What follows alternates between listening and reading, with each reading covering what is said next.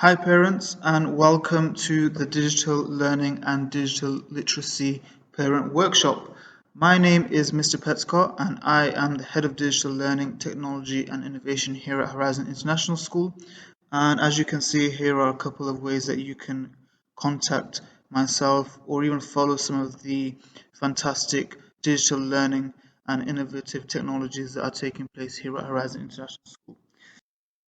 What is digital learning and what is digital literacy? Well, as you can see at the top of this slide, I've put the overview from the Digital Skills Framework from the Department for Education.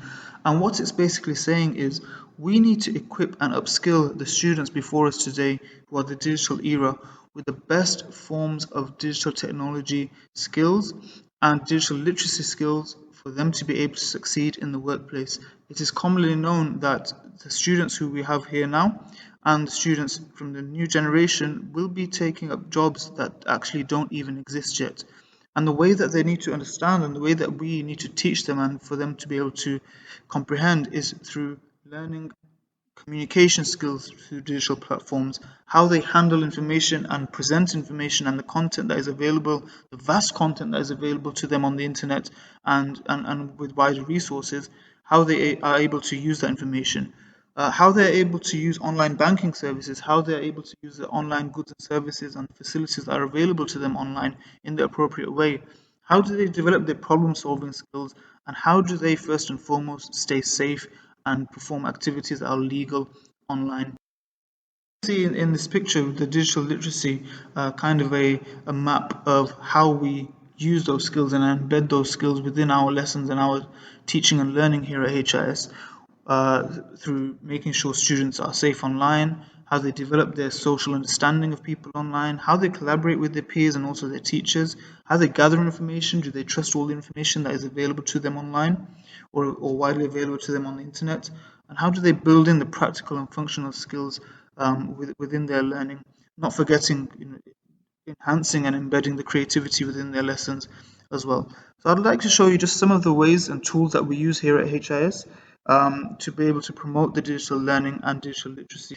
Here is just as an example of how they link together. So in the communication segment, we have what kind of skills that they prepare you for life and skills for work with some examples as well. And again, if I scroll further down, handling information and content will see here we have our Microsoft Teams, something that is being promoted and widely used across the world, especially more so now than ever because of the global pandemic. And it's providing very, very effective use of collaboration and communication tools within the workplace, but also in education as well. So as you can see, just as an example, here are all of my classes, here are all of my teams that I teach and I can communicate with. And I'm able to, if I was just to go into one class as an example, I'm able to communicate with the students, whether it's through whether it's to deliver an instruction for a topic, or make an announcement, or deliver some important information regarding some up and coming work that students are about to go through. Students are also able to communicate with me directly. Now that provides them and gives them an opportunity to collaborate and also communicate with myself outside of the classroom. So it brings the classroom to another environment as well. And that's just not collaboration and communication between student and teacher. It can also be between student and groups of students as well. For example, students can now work on their files with different online, so cloud-based platforms that they can access. For example, if they wanted to work together on a document, they can just open an Office 365 document from here, and students can just click on that document and at the same time collaborate with each other. That enhances their creativity skills, that enhances their collaboration skills.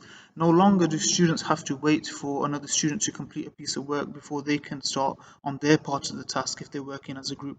They can all modify, edit, create on the same document live at the same time.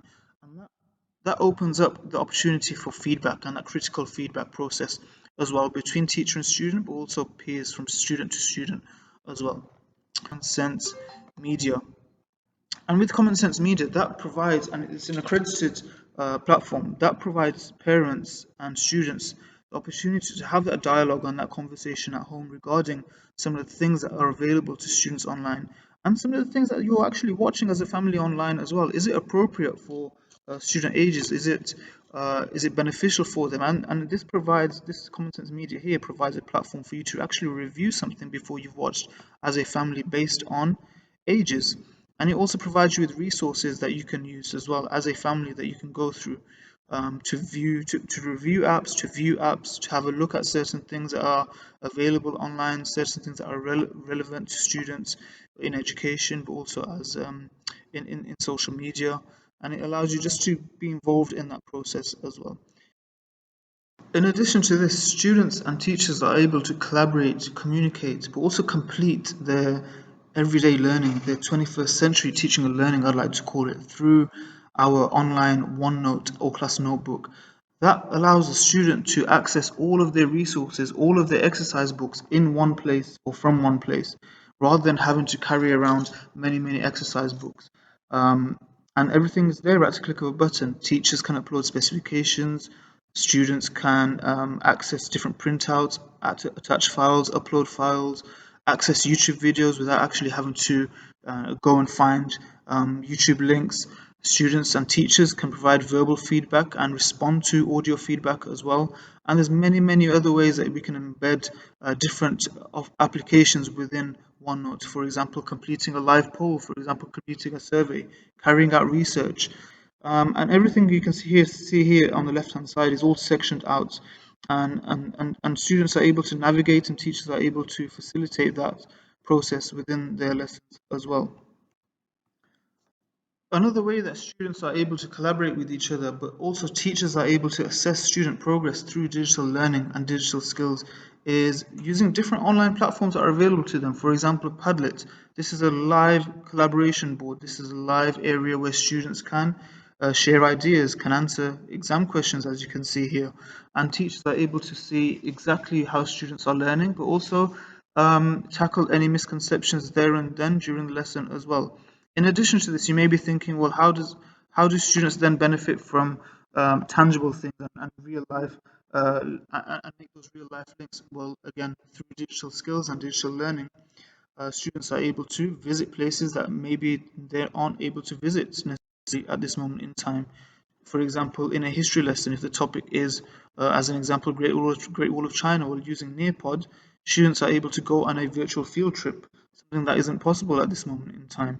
And then students can then, using the different applications, annotate, take screenshots, collaborate with each other, and give their feedback regarding the experience that they've just had.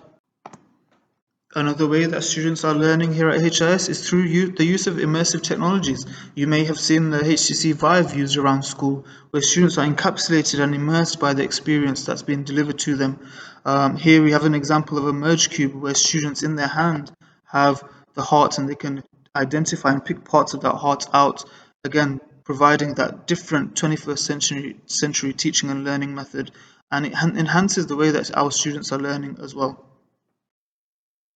All of these different learning opportunities, when they are embedded into our 21st century teaching and learning, it provides our students with the platform to upskill, to enhance their digital literacy, to enhance their digital skills, but also secure their future readiness.